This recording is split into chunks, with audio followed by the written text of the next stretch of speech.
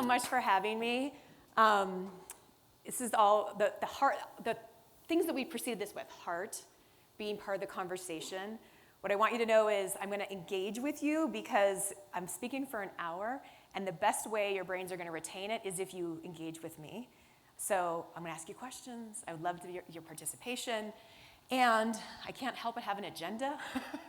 So I guest lecture at Stanford and Berkeley, and everyone there really likes agenda, so I hope you're okay with that.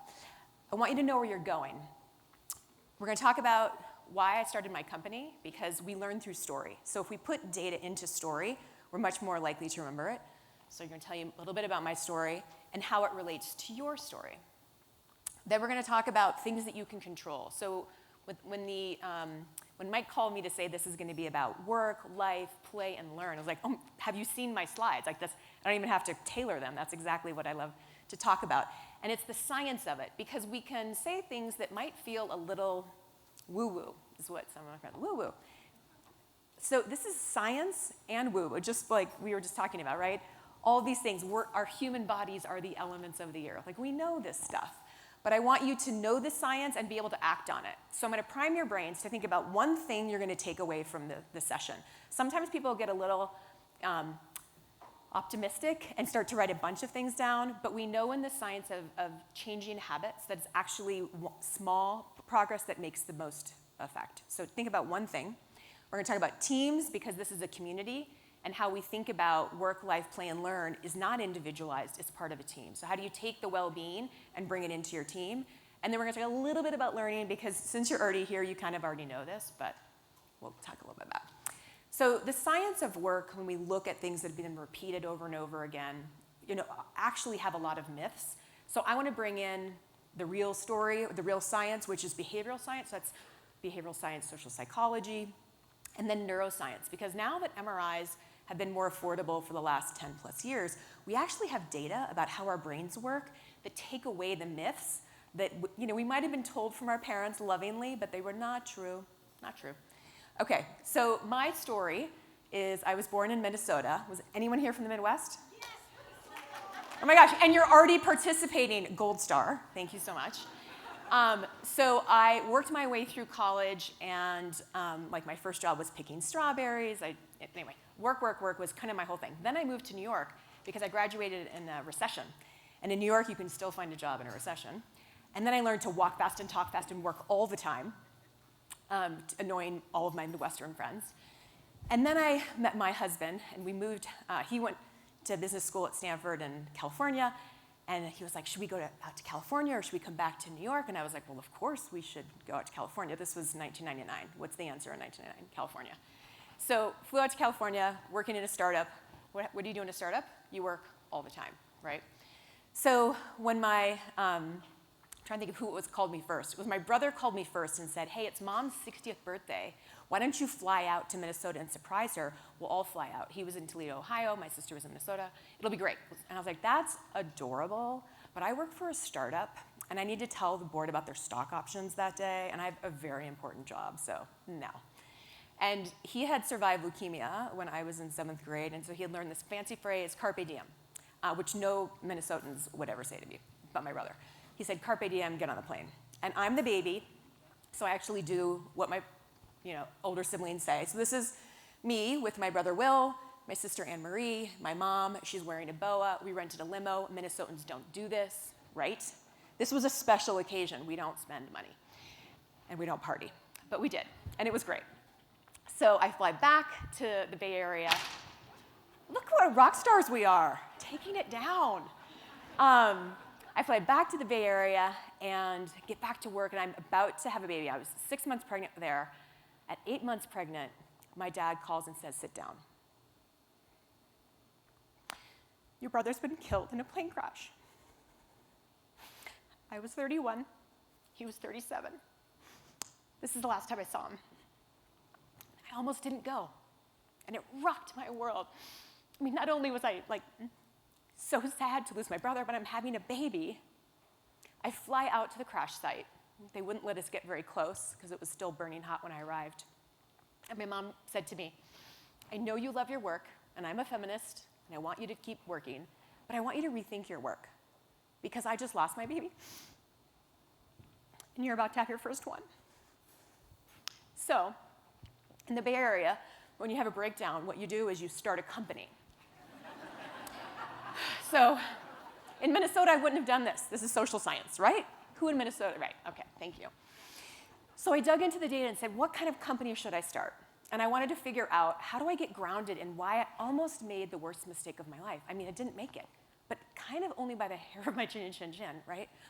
So my idea of work and life, when I saw the social science, was actually normative, right? I was like part of the normal thing. So I was, how do we deconstruct the normative of work eats life? And so that's why I started a company called Flexperience. It was experienced professionals who wanted to do flexible work, which basically means we're recruiters, but it's for projects, right? We're going to do. And I was focused in on women, because when I looked at my company that I was working for, it was a high-tech voice-over IP company. There were very few women at the top. And I couldn't figure out how to blend work and life. This was, my son is 19. This is how I can always do math. It was 19 years ago. I don't have to do math. That was the joke. OK, good. You followed me. So there's more data on this with my story. So if you look at, and I got this from Stanford Center of Longevity. They were very generous with their data. They really supported my entrepreneurial journey. They said, OK, the way in which we all look at life is that you get an education, you go to work, and then sometime you're going to play golf. But the reality is, when you look at the data of happiness and well-being and flourishing, it doesn't really work that way. It's not actually how we flourish.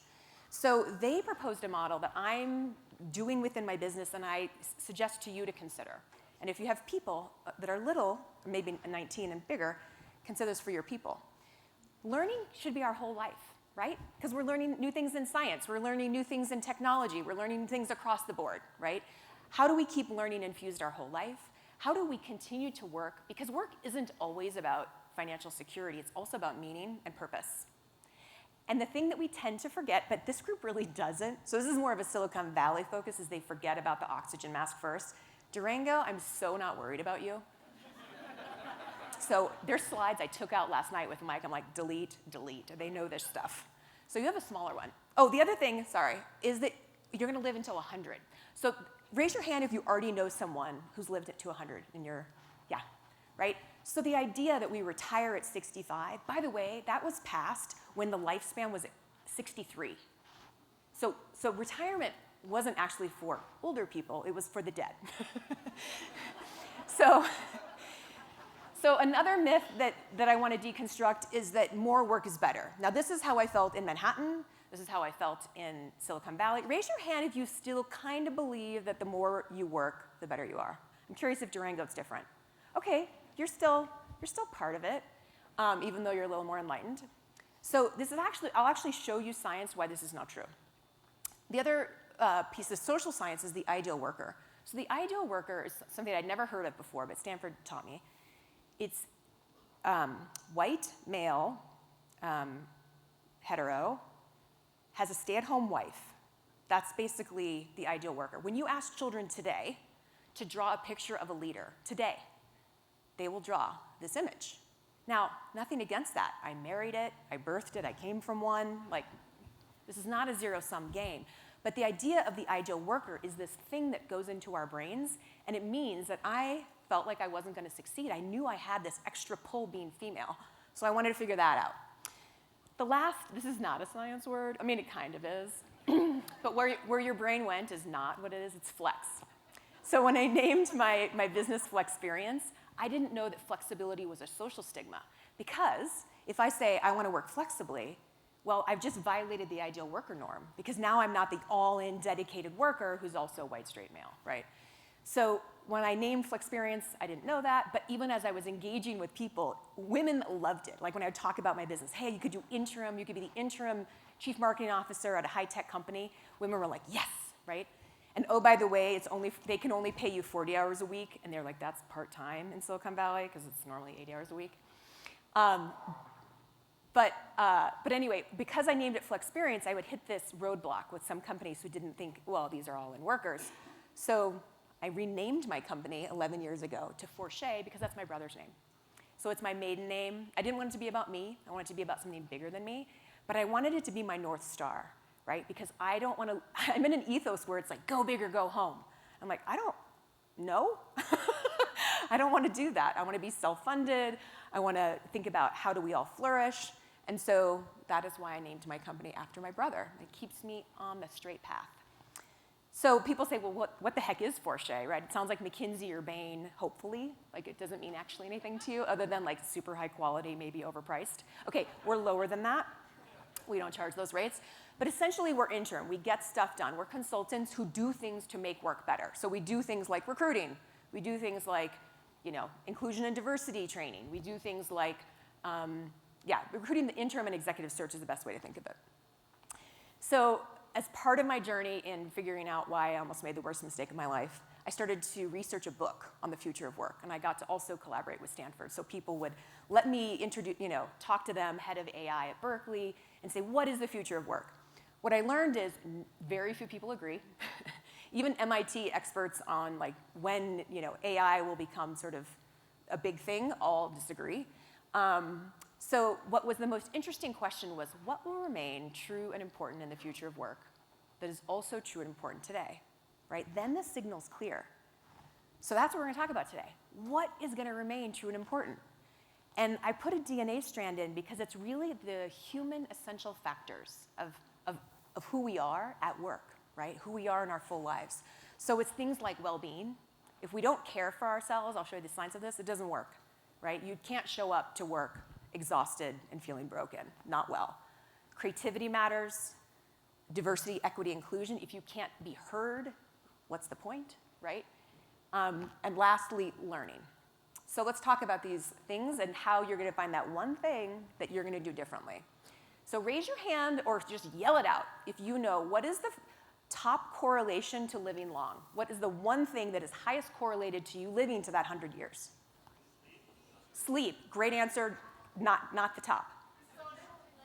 Relationships. Winner. Chicken dinner. Okay. So Harvard did a study from 1938 on men, but we'll get to how science changes. And what they found was that relationships mattered more than IQ and social class and genes. But typically when you talk to people, they'll say, well, my grandmother lived till blah, blah, blah, right? Well, but did your grandmother have friends? Oh, of course. Yeah, right? So the other thing is telomeres. Raise your hand if you've already heard of telomeres. Okay, so those of you who have not raised your hand, it's the end of your DNA strand, and the longer the telomere, the less age-related diseases you are likely to have. So you want those telomeres long. And what makes the telomeres short are things that when you don't take care of your body, right? When you don't eat well, when you don't exercise, when you don't sleep. So the sleep, you're in there. So you want to keep this, you don't want to short shrift your life, right? Which is, again, for Durango, I'm going to go faster because you already know this. So these are the human things from a science perspective that matter most. Guess how many hours of sleep you need? Louder. 8. Awesome. It's 7. But I like to do 9 because that's what Olympic athletes do. So I have one thing in common with Olympic athletes. So it matters what you did in the day to recover, right? That's the key, is recovery.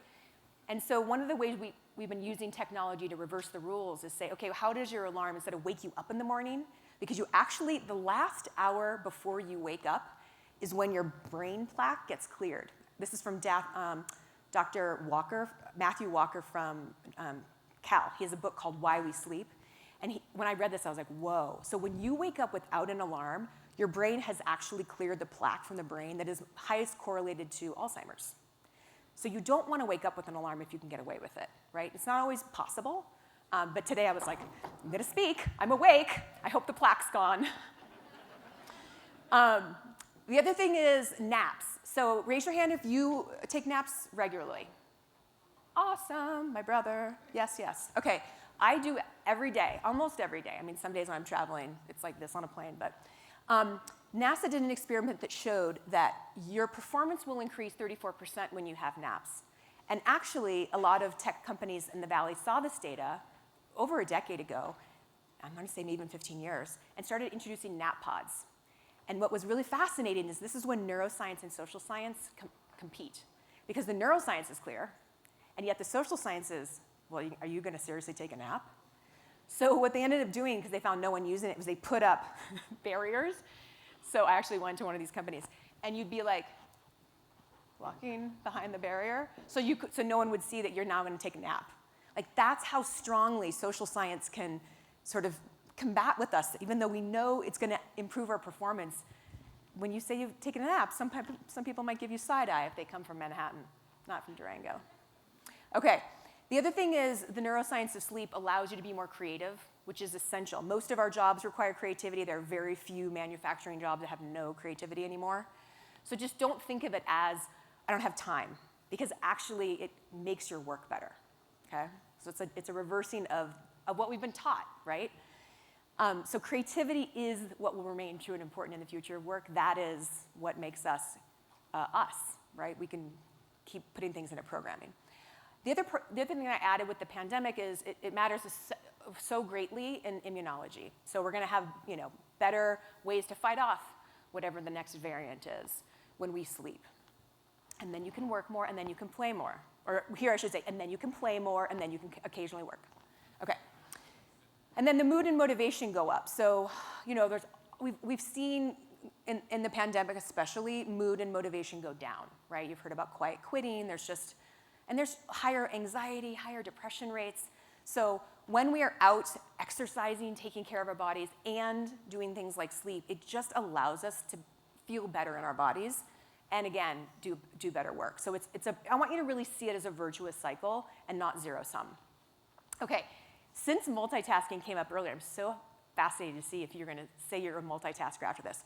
So if you're a multitasker, I won't make you raise your hand again because you're not going to like the data. It lowers your IQ, and it's more exhausting than just time. So if you think of like every minute, how much time am I getting tired, right? Am I depleting? When you multitask, it's greater. So you're getting more depleted, and your IQ goes down. Now, the good news is your IQ comes back. It's not a permanent thing. But I would invite you to not multitask because there's better science out there. It's called multipliers.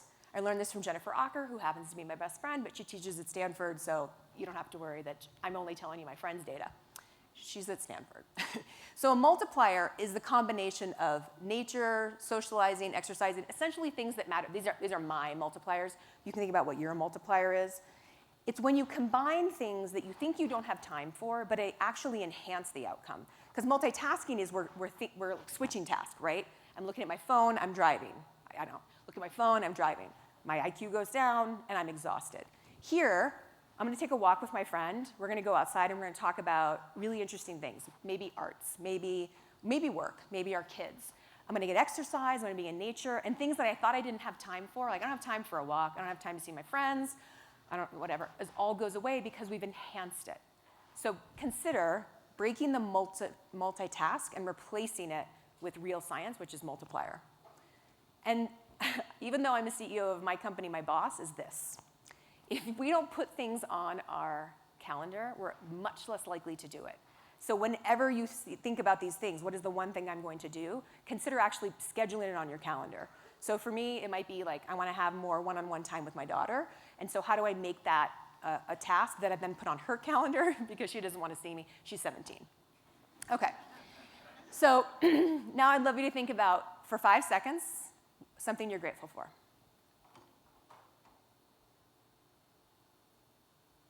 You've just released dopamine, serotonin. There's a beautiful cocktail of neurotransmitters, and it's always at your disposal, no matter where you are. If you're stuck in a line and like something's taking too long and you're frustrated, if you think about something you're grateful for, you give yourself this beautiful boost of neurotransmitters.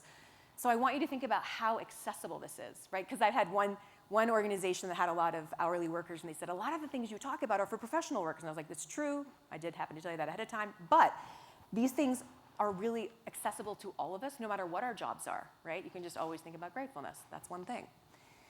The other data that I really love is metacognition. So metacognition is thinking about how you think, right? I'm sure you probably have felt this, so you might already know the data, but when we know we're being observed, we change our behavior, right? So if you're observing your thinking, you're actually going to change your thinking. And it allows you to think, okay, what do I want to be thinking about versus the repetition that your brain does? Because our brains want to have the same thoughts every day. Guess what percentage of our thoughts are negative every day? 80. Oh my God, superstars. 80% of our thoughts are negative. So our brains are wired for negativity because we're looking for threats. We're looking for, is this dangerous? Our brains are just wired that way. Here's what I was shocked by, though. This is Cleveland Clinic data. What percentage of our thoughts are the same every day? 75, go higher. 90, go higher. 99, okay, superstar. 98. 98% of our thoughts are the same. So the way that they figured this out is essentially we're on repeat. And you've all experienced this, driving, right? Where you're like, how did I even get here, right? And when I first saw this data, I was like, well, it's probably true for older people like me, but like my kid. Well, we moved last year, and my son, who at the time was 18, now 19, kept driving to the old house. And I was like, dude, you're 18. So this has nothing to do with age. It's just the way our brains are wired. We want to have the same thoughts because it's less taxing. When we use our prefrontal cortex and have new, novel thoughts, it's exhausting, right? So think about this in the metacognition. This is why meditation has really risen in popularity. It doesn't matter what your spirituality is. Some people can put spirituality in it. Great. But regardless, think of it more as neuroscience. How might I have new thoughts that I want to have versus the repetitive and negative thoughts that I'm having? Because that's depleting, right? So they studied meditators, and meditators of 40 and 50-year-olds who meditate regularly had the cerebral cortex thickness, which is a health sign in your brain, of 20 to 30-year-olds. So meditation literally changes the structure of your brain. And we get a little overwhelmed with information. So this is why I want you to consider, how do you find that signal in the noise, right? All the new ideas. Okay, so I added this in the pandemic too. This is how might we go to think about when we're in fight and flight with our teams versus when we want to be in discovery mode and have new ideas. So the back of our brain is when you say something to me and I feel fearful. I'm back here like this. And then if you ask me a question, you move me to the prefrontal cortex. That's how easy it is. So if you see someone you love, someone you're working with, kind of a little tense, a little in the back of their brain, by genuinely just asking a question, you're going to help them go into their prefrontal cortex. That's how accessible it is. And this is also really important data that has changed me from the pandemic. We can change our sympathetic and parasympathetic nervous system by just breathing. This is how, and I know we have Top Gunner today to speak with you, but this is what the Navy SEALs said is the most important thing they learned in Navy SEALs training was box breathing, because it changes you from being, so sympathetic nervous system is like, I'm gonna go play a sport, I'm gonna give a talk, like you wanna be releasing the cortisol, it's gonna serve you. That's when cortisol is your friend, right? Parasympathetic nervous system is rest and digest. And that's where your digestion works, right? That's where you recover. And you can activate it by just changing in the box breathing. So box breathing is a 4-beat breath in, and then you hold it for 4 breaths, and then 4-beat exhale, and then you hold it for 4 breaths. So the science of that is when you're breathing in, your heart rate accelerates, leading with heart, but then those other 3, you're not breathing in. You're holding, you're exhaling, you're holding, and that slows your heart rate. So you have an ability to change your heart rate, and then that changes your nervous system. This is how powerful we are, but we don't always use these tools, right? So consider things that can help you move to that parasympathetic nervous, like breathing, laughter. I mean, why do we always go to like the scroll of things that are funny? It makes us feel good. It releases those good feelings in our body. And then cold exposure. I grew up in Minnesota. A lot of people would jump into lakes that were frozen. It doesn't have to be that aggressive. You can just put like cold, pack on the back of your head, on your head, and you will move into the parasympathetic. Very accessible. The other thing that I think from a work perspective is really fascinating is when we watch ourselves and others procrastinate. Why? Why do we procrastinate? In the Midwest, the answer was they're lazy. They don't have a good work ethic. That was before science. Science is, oh no, we're emotional creatures and we're avoiding a negative feeling. Maybe we're scared of something, we don't really know how to do it. Maybe we're bored, this is just super uninteresting. But stay curious about when you see it in yourself and when you see it in others, what is it that I'm avoiding? Why am I procrastinating? It's not a judgment on our character, it's actually just that we're emotional creatures. So I want you to use this science and interrupt the old patterns because there's really, I hope, helpful things. So this is the one section for you. Either write down or think to yourself, what is the one thing that you're going to do differently to support your brain doing its best work? And if you want to take a picture of it, you can, but the slides will be shared. Okay, now let's talk about teams and this great community. So the first thing that I still get feedback on around teams is the multi-generational workforce, and this is how they say it. Do you have to work with millennials? And I was like, yeah, they run a lot of companies now. So millennials are the majority. I am Gen X. But there are still a lot of larger companies that are run by baby boomers. And so the friction around what the media talks about and therefore what you might feel is actually greater than what the data show. The data show that we actually have a lot in common. So rather than focusing on the differences, right, and our disagreements, it's really about what's the same. How do we double down on the strengths? Like, we all want to feel psychologically safe. That means, psychologically safe means I can offer my opinion, and even if you disagree, you're not going to attack me. That's psychologically safe. Like, we can debate something, but you're not going to say, well, you lazy Midwesterner or whatever, right? There's not going to be something like that. We all want to have generosity, curiosity. These are not surprising to you, but if you continue to build your teams and your cultures and your community with values that we all share across the generations, that's going to be much more time well spent than saying, well, what should we do differently about the millennials or Gen Z or Gen Y? Or, well, yeah, Z is the next one. I almost be like, noise, focus on what's the same. Now, this slide was Mike's favorite, so I hope you guys feel the same.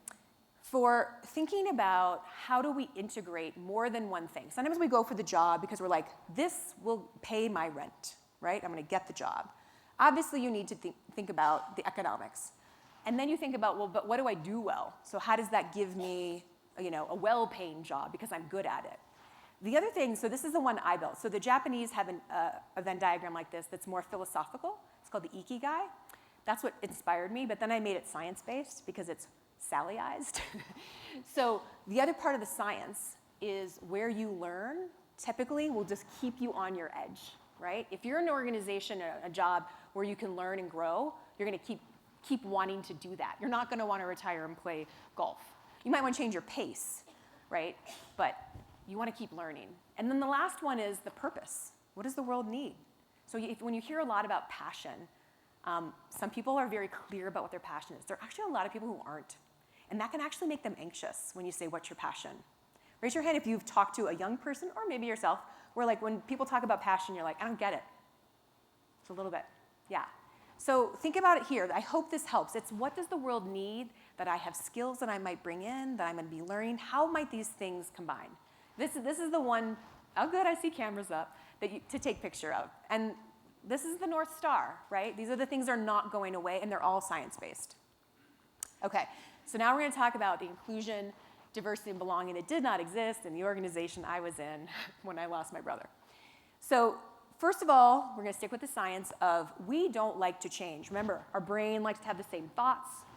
They want to be especially negative. So how does that show up at work? If we want to have the same things over and over again, then you're going to see that most of the board members and executives in the Fortune 500 are men. And then when I looked at the data and said, well, after that, how many are women? How many are named David?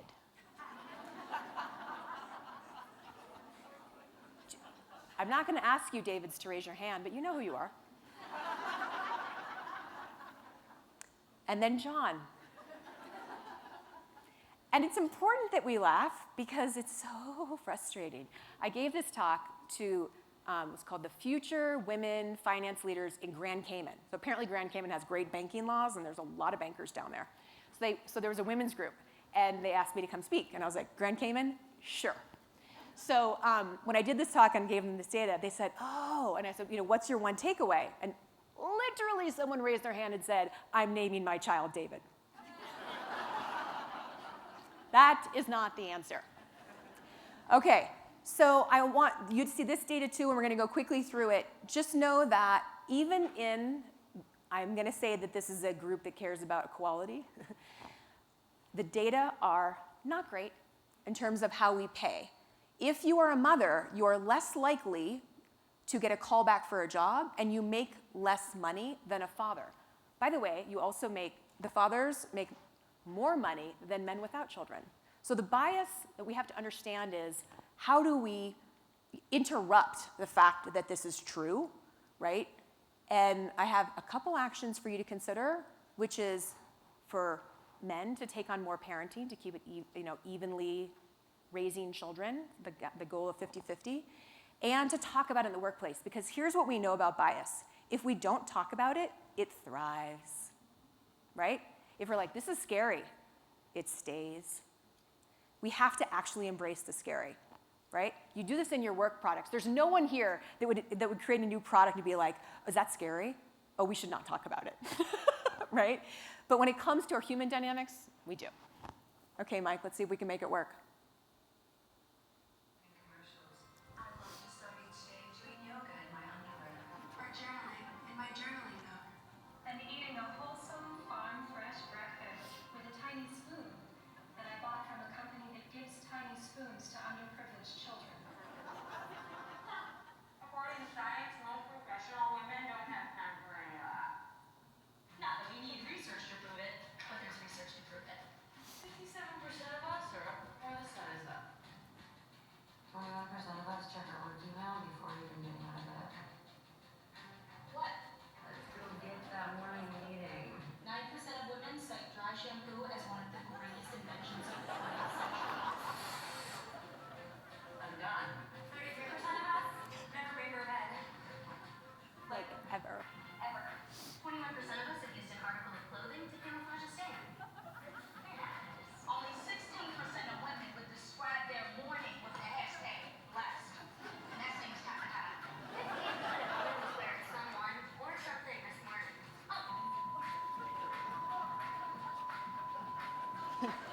You know what 100% of us do have time for? A real-life Pinterest board? Fermenting your own small batch kombucha? No, an organic breakfast in a bottle. Okay. Thank you. I have played that for 10 years to audiences. It doesn't get old. And the reason is we have to bring some humor into things that are hard, right? The idea of work-life balance was a concept. It was just words that someone made up and then just became glommed on, right? Like quiet quitting or anything else, or the great resignation. I call it the great reassessment. Like, someone makes up a term, someone likes it, they retweet it, right? I want you to understand, though, how pervasive it is, how words change our behavior. Because I was speaking to a woman the other day who's venture funded. I think she said she was the first Native American venture funded woman. She's in Chicago. And she was like, but women can't have it all. I was like, what? And I said, tell me more, because you're asking the questions about your business. You're the first of, fill in the blank to get venture funding. So you ask questions about this part of your life, but I don't hear you asking the same questions about the other parts of your life. Your role as a parent, as a spouse, as a sister, as a daughter, right? So I want you to know this data because we're all part of the solution. It's not just like women have to train to be like men. It's that all of us have to say, oh, how do we understand how social science work and how do we interrupt the patterns? Because apparently employed men and fathers are having a little more fun, and the employed women and mothers are having a little less fun. And whenever I see this data, I'm so frustrated. But we need to know that play is important. We all need to play, right? So check in with the humans in your world and see, are we all equally playing? Because we all want to be able to equally work, and we need to do these things together, right? So when I first had kids, people would say to me, like, well, how do you feel about working outside the home? Which no one asked my husband. And I said, oh, let me tell you the data. People never ask me to parties anymore, because I'm like, data. So the data are, kids turn out the same, socially, emotionally, all the metrics. Kids turn out the same when mothers work outside the home. Marriages are actually better. The answer in the data is there's more sex. It's not kind of surprising because you think, well, they're so tired. Apparently, I'm just going to go with the data, it's better. Antidepressant use is down when women work outside the home. Guess where the highest use of antidepressants are for women? Salt Lake City, where there tends to be a higher use or a higher stay at home. Now, I'm not saying you shouldn't stay at home. my mom stayed at home, my best friend stays at home. It's not about what other people should do. It's about not putting your bias on someone else. That's why I share the data. So, and also I changed the language back to the power of language. Instead of saying stay-at-home mom or stay-at-home dad, I was doing a hike once at Stanford Sierra Camp with the two Stanford grads, engineers, married together, and the dad was the one staying home. And we were going on the hike, and I was like, oh, what are you doing? He's like, I'm a stay-at-home dad. And I was like, how do you feel about lead parent? He's like, I like that. There's old baggage with words, right, that exists in the ethos. This may not be true for you, but just consider how it might be true for someone else. When we say lead parent, it also allows us to change rates, right? So for a while, I was the lead parent and my husband was the lead income. Other times, I was the lead income and he was the lead parent. Like, we can dance. How might it be a dance? And how might we rethink using our prefrontal cortex in ways that work and life and teams can all be generous and caring and growing together?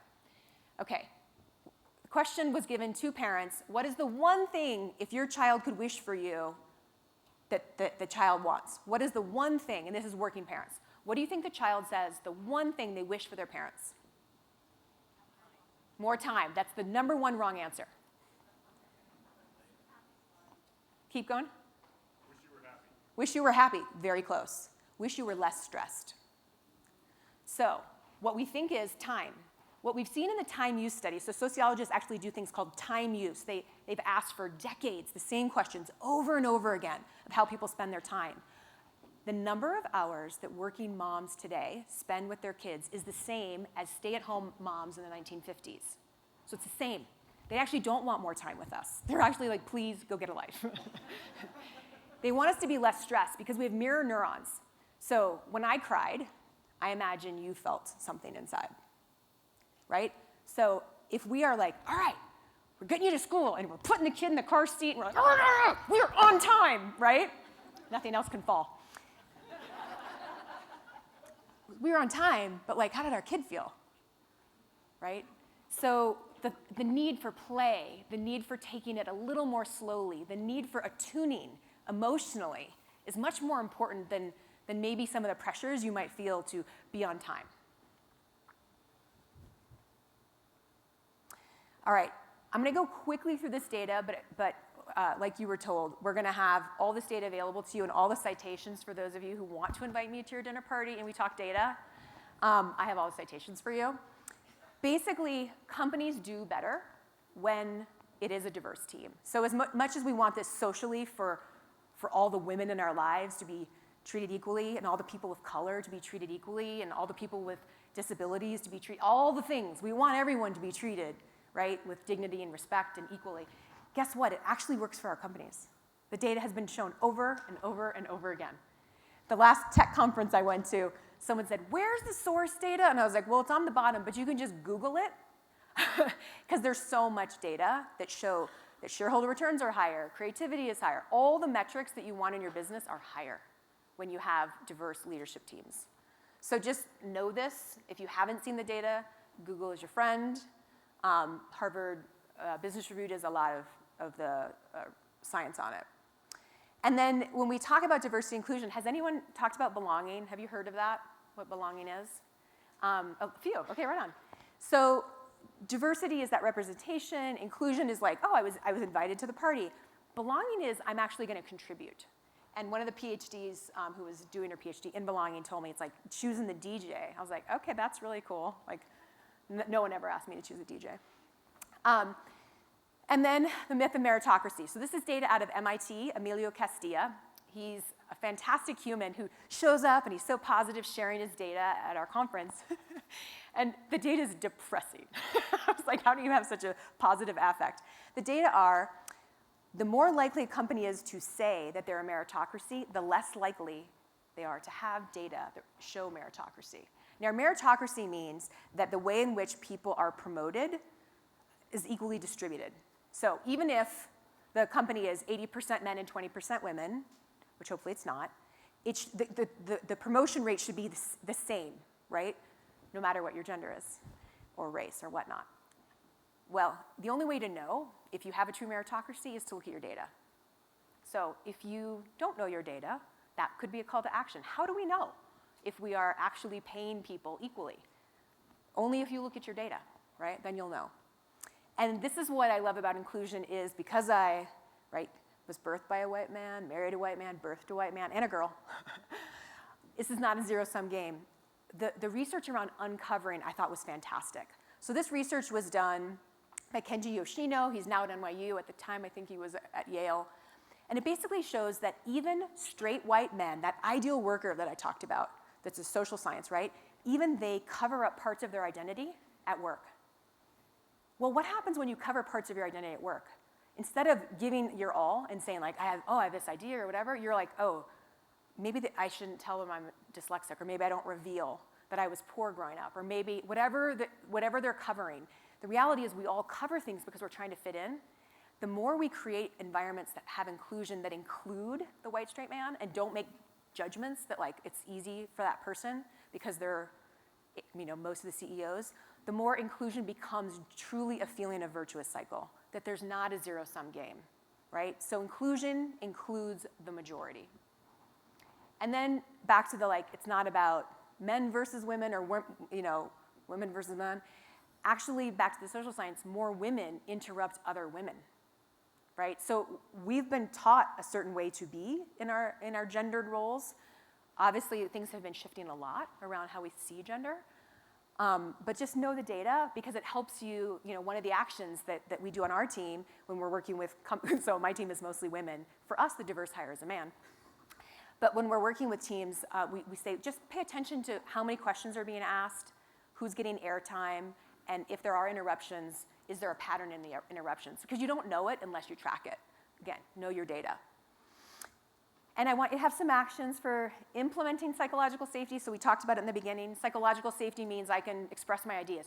Who here as a leader does not want to hear the ideas of their team? Like, why do you have them on your team if we don't want to hear all their ideas? We want to hear their ideas. So psychological safety allows courage to ask these questions, right? And this is what they found in the NASA rocket that exploded and had that terrible outcome. And they did a post-mortem and said, what was it that went wrong? Like, why didn't we hear the naysayer who said that there was some risk to the shield, that it might fail? And they looked at it, and it was human dynamics, right? It was the way in which the communication was that it wasn't safe for that person to speak up, or when that person spoke up, they weren't supported and they were ignored. So we have to listen to voices in order to have the best ideas and promote courage, right?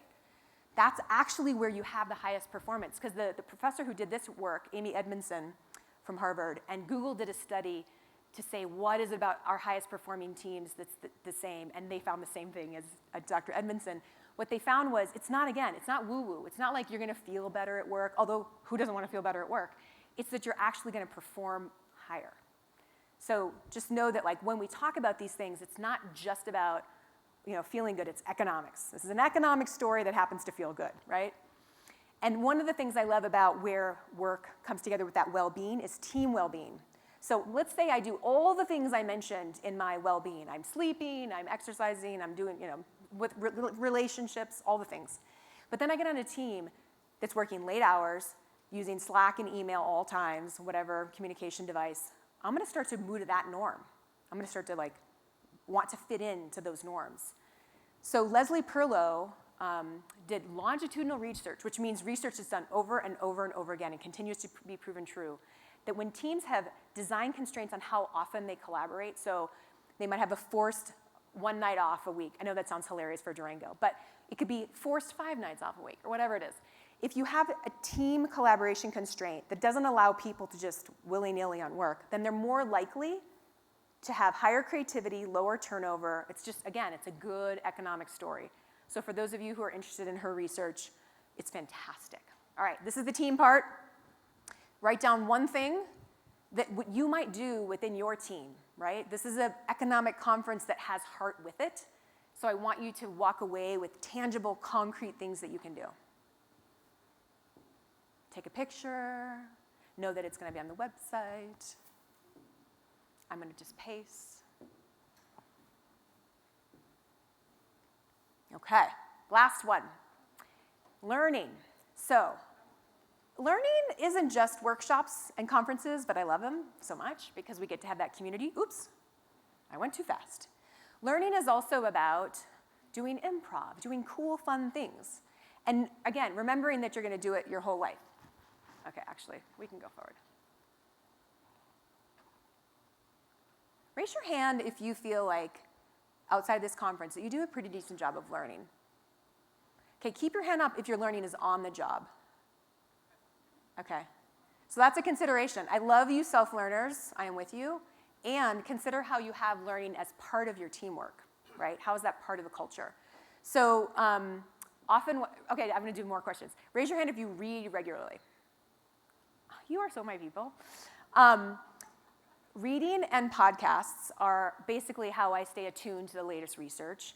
And in the beginning, when I first started as an entrepreneur, I thought I did not have time for this, right? So one of the reasons I give this talk is to like practice what I teach. I don't have time for this. I gotta go. I have like so many things to do. But when I looked at my heroes, right? So I love like Oprah, I don't know, Richard, now I'm forgetting his name, Bronstein? Who's my virgin? Branson, thank you. Extended mind. They read. All the people, Obama, like whoever your people are that you follow, they probably read, right? So if you feel like you don't have time for this, make sure you have time for this. Also, humor is really essential to learning. Again, it brings us, it kind of releases all the good brain chemicals, and it's really great to do on your team. So one of the things we did on our team was we did some improv, is a way of doing the yes and. How do you build on ideas? How do you bring in psychological safety? How do you merge some of these things in a fun way? Improv's really fun. And it gets more creativity out, which again, is the thing that will remain true and important. Okay, so we're coming to the end. Power of stories. So my story could be, and I should say, I learned this from Jennifer Acker. The most powerful story you tell is the story you tell yourself, right? And it's probably a story you repeat over and over again in your head. Maybe you're working on your story. Maybe you're changing it. I could have the story that I grew up with hand-me-downs. My mom made my prom dress. I was embarrassed. I wore my sister's stuff. People made fun of me. My brother had leukemia. I went to New York, and I lived in a rat-infested apartment. My brother was killed in a plane crash. All these things are true. That could be my story. Does it feel like it's going to be enlivening? Or I could have the story that I was the baby in my family. I was so loved. I got to go to college, work through college, and not have debt when I graduated. So yeah, I worked hard, but I have no debt. I got to move to New York City and get to free concerts in Central Park. I got more time with my brother between leukemia and his plane crash. That was angel time. What's the story you tell yourself? What are the identities that you feel in your body, and do they help you live your best life? Is it a struggle? The thing I wasn't able to tell in my TED Talk, because they only let you have one hero in your TED Talk, it's like this short, is that I needed multiple heroes to save me from making what would have been the worst mistake of my life. Yes, my brother and sister said, get on the plane, you're the sibling. But also I had a boss who, when I went into his office and said, hey, I know I'm supposed to give this stock option report to the board and but like it's my mom's birthday. His name is Michael Hanley. That was just a Wednesday for him. And he said, you should go. And if he had said, you should go. We'll figure it out. Like, yeah, we'll figure it out. You should go. Would I have gone? No. Because I was trying to be the ideal worker. I was dedicated to work. I grew up with this work ethos. So consider the power you have to be the hero in someone else's story, as well as the hero in your own story, right? Because we have a lot of power every day. Could just be another Wednesday when someone asks you something at work or at home. How are you supported? What are you giving? I offer you, think about how to use your power wisely so that you can do your best work, play a ton, learn, and live your best life. Thank you.